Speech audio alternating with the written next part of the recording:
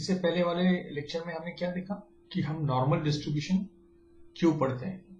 Okay, अब हम ये देखेंगे कि इस नॉर्मल डिस्ट्रीब्यूशंस की प्रॉपर्टीज क्या है, क्वालिटीज क्या है, या फिर बोल सकते हो कैरेक्टरिस्टिक्स क्या है। और यही प्रॉपर्टीज को यूज करके हम प्रोबेबिलिटीज एस्टिमेट करते हैं।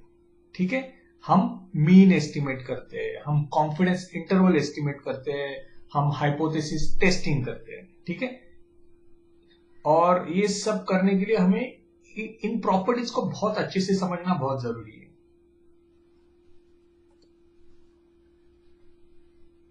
फर्स्ट प्रॉपर्टी है कि नॉर्मल डिस्ट्रीब्यूशन जो होता है उसका एक सिंगल पीक होता है। ठीक है, सिंगल पीक मतलब ये सिंगल पीक हो गया।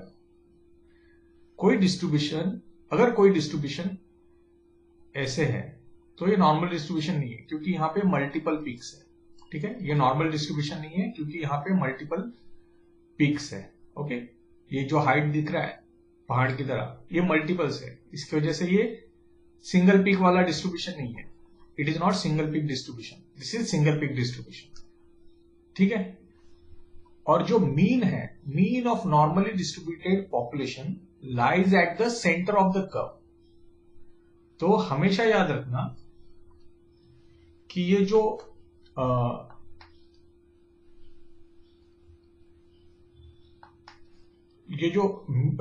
मीन होता है, मीन ये एग्जैक्टली सेंटर में होगा डिस्ट्रीब्यूशन के। अगर पॉपुलेशन नॉर्मली डिस्ट्रीब्यूटेड है,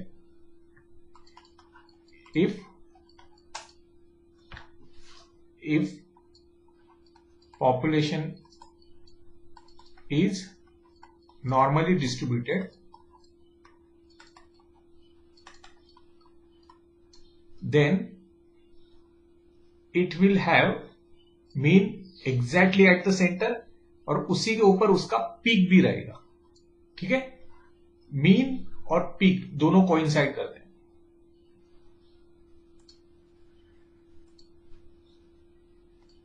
उसके बाद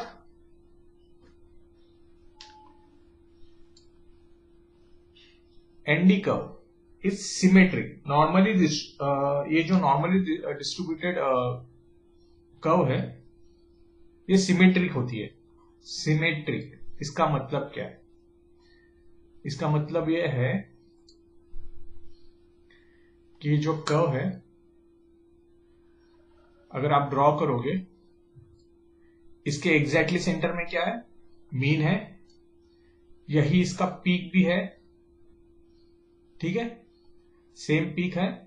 और इस डिस्ट्रीब्यूशन को आप अगर मीन के यहां पे फोल्ड करोगे, ये बीच में यहां पे फोल्ड करोगे, समझो कि ये पेपर है और पेपर को बीच में यहां पे आपने फोल्ड किया इस लाइन पे, तो ये जो लाइन है एग्जैक्टली इस लाइन के ऊपर आ जाएगी। या फिर आप बोल सकते हो कि ये जो लेफ्ट साइड है, लेफ्ट साइड ये मिरर इमेज है राइट साइड की, या फिर राइट साइड जो है वो इमेज है लेफ्ट साइड की। ठीक है, और एक खासियत है कि मीन जो होता है which is it is also equal to median, it is also equal to mode. तो ये जो तीनों है, मीन, मोड, मीडियन, सबके सब सेंटर में होते हैं। इसकी वजह से ये सिमेट्रिक बन जाता है और इस सिमेट्री प्रॉपर्टी को हम यूज करते हैं प्रोबेबिलिटीज एस्टिमेट करने के लिए। ठीक है, now ND curve is symmetric, therefore mean, mode, median has the same value. Then another important property is tails of the curve on either side extend indefinitely and never touch the horizontal axis. इसका मतलब क्या है कि दोनों side में जो tell है, अभी यहां पे मैंने देखो ये डिस्ट्रीब्यूशन ड्रॉ किया है। ठीक है, इसको मैं ऐसे लंबा कर रहा हूं। ये जो टेल्स, इसको टेल बोलेंगे। ओके, ये जो है ना पोर्शन एंड में जा रहा है ना, ये टेल है, इसको टेल बोलते हैं, डिस्ट्रीब्यूशन की टेल। ये जो टेल है ना, ये इन्फिनिट मतलब ये इस डायरेक्शन में प्लस इन्फिनिट वैल्यूज की तरफ जाती है और इस डायरेक्शन में नेगेटिव इन्फिनिट वैल्यूज की तरफ जाती है। तो ये लेकिन लेकिन लेकिन ये दो लाइन कभी टच नहीं होती, तो यहां पे कुछ ना कुछ गैप रहेगा, ठीक है, कुछ ना कुछ गैप रहेगा। तो यहां पे देखो, अगर आप यहां पे गैप मेजर करोगे तो ये गैप होगा 0.000000001, कुछ इस तरह से, एकदम मतलब उसकी कोई सिग्निफिकेंस ही नहीं है, बहुत छोटी वैल्यू रहती है। लेकिन इससे हमें कुछ फर्क नहीं पड़ता, क्योंकि beyond 4 standard deviation, you can say beyond 4 standard deviations, हम इसको कंसीडर ही नहीं करते। जब हम जी टेबल देखेंगे ना, तो मैं आपको बताऊंगा कि जी टेबल जो होता है वो नॉर्मली 3.4 स्टैंडर्ड डिविएशन तक ही होता है। अभी तक हमने वो डिस्कस नहीं किया, तो इस टॉपिक के ऊपर हम फिर से आएंगे। तो फिलहाल इतना याद रखना कि जो टेल्स है नॉर्मल डिस्ट्रीब्यूशन की, दे एक्सटेंड इनडेफिनेटली, मतलब इन्फिनिट क्वांटिटी तक, वैल्यूज तक ये टेल एक्सटेंड होती है, बढ़ती है, and never touch horizontal axis. Horizontal axis मतलब ये जो लाइन है ये कभी एक दूसरे को टच नहीं करेगी। तो इसका एक प्रॉब्लम भी है, लेकिन ये इतना इंपॉर्टेंट प्रॉब्लम नहीं है। However, in many real life situations, this may not hold. But for such cases, normal distribution is still convenient approximation. इसका मतलब क्या है कि हमने जैसे वेट का एग्जांपल लिया, वेट देखो, हमारा मीन था 70 kg, और काफी वैल्यू जो है ना बिटवीन 30 kg एंड 130 kg के आसपास थी, ठीक है, काफी वैल्यूज। अगर आप इनडेफिनेटली जाओगे इस डायरेक्शन में, तो यहां पे समझो 1 लाख किलो का बॉडी वेट है, तो 1 लाख किलो बॉडी वेट का कोई इंसान ही नहीं बना है, तो ये डिस्ट्रीब्यूशन उस केस में ये गलत हो जाएगा। अगर आप इस डायरेक्शन में जाते हो तो वेट नेगेटिव हो जाएगा, जैसे negative 10 kg, 20 kg, 1000 kg, negative 1 lakh kg। वो भी नेगेटिव वेट तो कभी होता नहीं किसी इंसान का, वेट तो हमेशा पॉजिटिव होता है। तो उस हिसाब से क्या है, ये डिस्ट्रीब्यूशन फेल हो जाएगा, ये रियलिटी को रिप्रेजेंट नहीं करता उस पॉइंट ऑफ व्यू से देखे तो। लेकिन जैसे कि मैंने कहा कि हम बियॉन्ड 4 स्टैंडर्ड डिविएशन के बारे में सोचते नहीं है, ठीक है, बियॉन्ड 4 स्टैंडर्ड डिविएशन के बारे में हम सोचते ही नहीं है, चाहे वो नेगेटिव 4 स्टैंडर्ड डिविएशन हो या +4 स्टैंडर्ड डिविएशन। तो ये रिलेवेंट ही नहीं है हमारे लिए, ये जो टेल्स है ना बियॉन्ड 4 स्टैंडर्ड डिविएशन हमारे लिए रिलेवेंट ही नहीं है, तो इसका कुछ टेंशन लेने की जरूरत नहीं है। एंड दीज आर अप्रोक्सीमेशन, क्या लिखा है यहाँ पे, for such cases normal distribution is still convenient approximation. देखो स्टैटिस्टिक्स में हमेशा अप्रोक्सीमेशन होता है। मैंने अभी तक जितने भी एग्जांपल दिए ना हाइट के, कौन से, हाइट के, पेप्सी के, तो ये देखो ये डिस्ट्रीब्यूशन जो इनका एक्चुअल में देखोगे ना तो एकदम ऐसे परफेक्ट नहीं होगा, थोड़ा सा ऐसे भी हो सकता है, ऐसे भी हो सकता है, ओके, थोड़ा सा मतलब रियल वर्ल्ड में एकदम एग्जैक्टली वो नॉर्मल डिस्ट्रीब्यूशन में एकदम परफेक्टली फिट होगा ऐसे नहीं है, वो अप्रोक्सीमेशन होता है, ठीक है। स्टैटिस्टिक्स में क्या करते हैं, हम प्रोबेबिलिटीज को एस्टिमेट करते हैं, वो 100% करेक्ट नहीं होता है, जो भी आप कंक्लूजन ड्रॉ करोगे उसमें हमेशा कुछ एरर के लिए स्कोप होता है। लेकिन आप सोचोगे तो फिर हम क्यों कर रहे हैं, ऑब्वियसली अगर हम इसको आप एजुकेटेड गेस भी बोल सकते हो, एजुकेटेड गेस या साइंटिफिक गेस, ठीक है। आप जो भी प्रेडिक्शन करोगे या प्रोबेबिलिटीज को कैलकुलेट करोगे, it should be based on some science ना, ऐसे ही रैंडमली आप बोलोगे तो उसका कुछ मतलब ही नहीं है।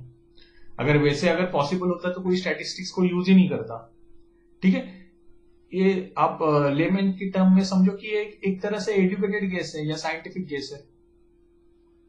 हालांकि ये बुक वर्ड मैं यूज कर रहा हूँ, लेकिन किसी भी बुक में ऐसे लिखा नहीं है, मैं सिर्फ समझाने के लिए यूज कर रहा हूँ। नहीं तो आप बोलोगे कि स्टैटिस्टिक्स के जो एस्टिमेट है वो एडुकेटेड गेस वर्क है। नहीं नहीं, इस ऐसे मत सोचे ना, ये सिर्फ एक्सप्लेनेशन के लिए। ठीक है, तो जो स्टैटिस्टिक्स होता है ये हमेशा अप्रोक्सीमेशन ही होता है। ठीक है, एग्जैक्टली हमें कभी फिगर नहीं मिलता, कोई एग्जैक्ट प्रोबेबिलिटी हमें कभी नहीं मिलती, हम सिर्फ एस्टिमेट करते हैं। ठीक है, हमेशा एरर के लिए स्कोप होता है। तो ये जो प्रॉपर्टीज है ये काफी बेसिक है, basic properties of normal distribution. अभी थोड़ी और इंपॉर्टेंट प्रॉपर्टीज और टेक्निकल प्रॉपर्टीज की तरफ जाते हैं।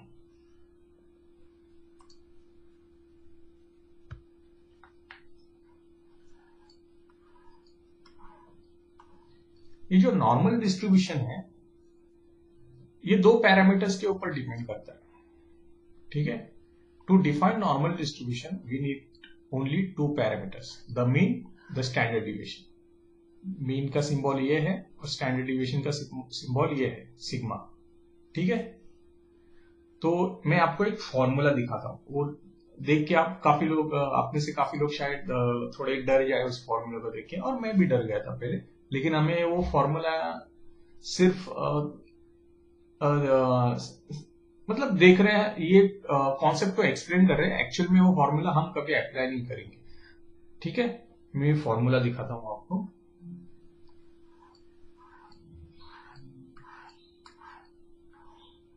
हाँ, ये जो है ये फॉर्मूला है किसका, नॉर्मल डिस्ट्रीब्यूशन का। तो यहां पे देखो, मीन है, स्टैंडर्ड डिविएशन है, पाई वैल्यू तो सबको पता है 20/7, इसकी value approximately 3.1415 E is a natural number, ये भी एक कांस्टेंट होता है पाई की तरह। तो ये दो है ना, ये दो वैल्यूज है, ये कांस्टेंट है, ये चेंज नहीं होती। ठीक है, तो यहां पे पाई मिलेगा आपको और यहां पे ई मिलेगा।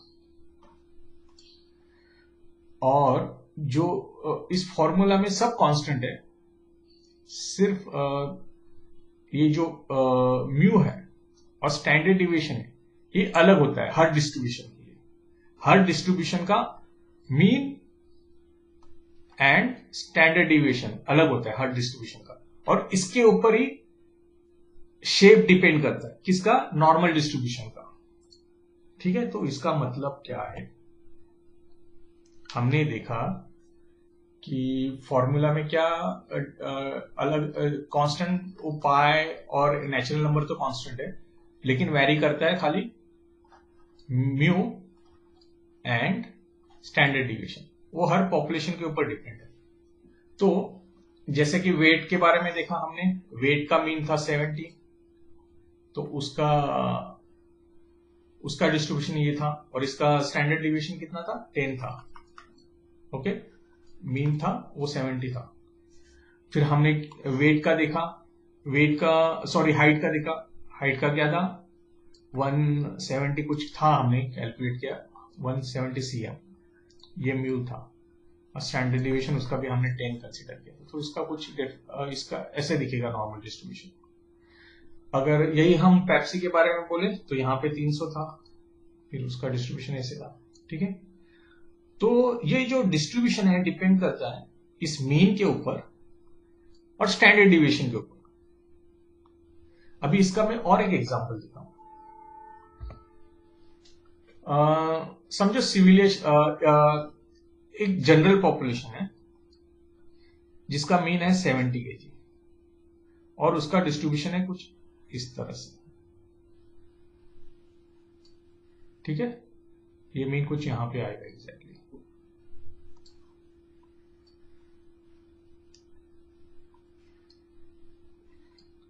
ये इसको हम जनरल पॉपुलेशन बोलेंगे, ये पूरे सिटी की जनरल पॉपुलेशन है।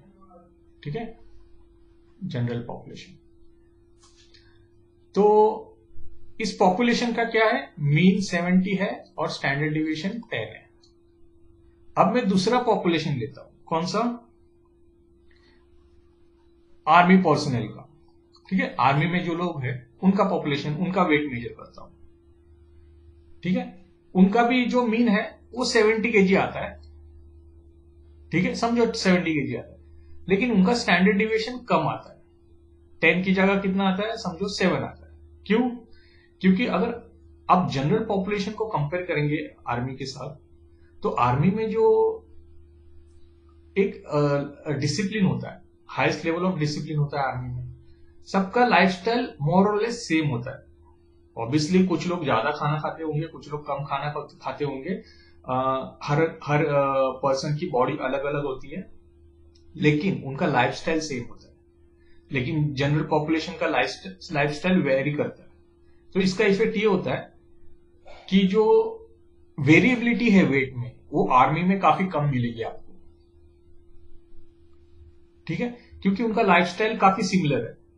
लेकिन वेरिएबिलिटी जो जनरल पॉपुलेशन है, वेरिएबिलिटी जो स्टैंडर्ड डिविएशन है जो जनरल पॉपुलेशन में है, वो आर्मी से हमेशा ज्यादा मिलेगा, क्योंकि जनरल पॉपुलेशन में हर तरह के लोग हैं। लैपटॉप पे बैठ के काम करने वाले हैं, कोई कंस्ट्रक्शन में काम करने वाला है, तो काफी तरह के लोग हैं, तो उनका वेट वेरिएबिलिटी ज्यादा रहेगा, तो उनका स्टैंडर्ड डिविएशन ज्यादा होगा। तो आर्मी का डिस्ट्रीब्यूशन कैसे दिखेगा? आर्मी का डिस्ट्रीब्यूशन, उनका मीन वेट भी 70 है, लेकिन उनका डिस्ट्रीब्यूशन कुछ ऐसे दिखेगा।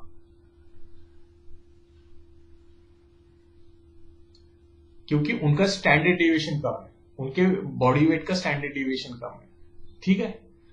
तो शेप जो है, शेप डिपेंड करता है स्टैंडर्ड डिविएशन पे। स्प्रेड जो है, स्प्रेड ओके, स्प्रेड या डिस्पर्जन, स्टैटिस्टिक्स में काफी यूज करते हैं ये वर्ड, डिस्पर्जन ऑफ डिस्ट्रीब्यूशन, ये डिपेंड करता है स्टैंडर्ड डिविएशन पे।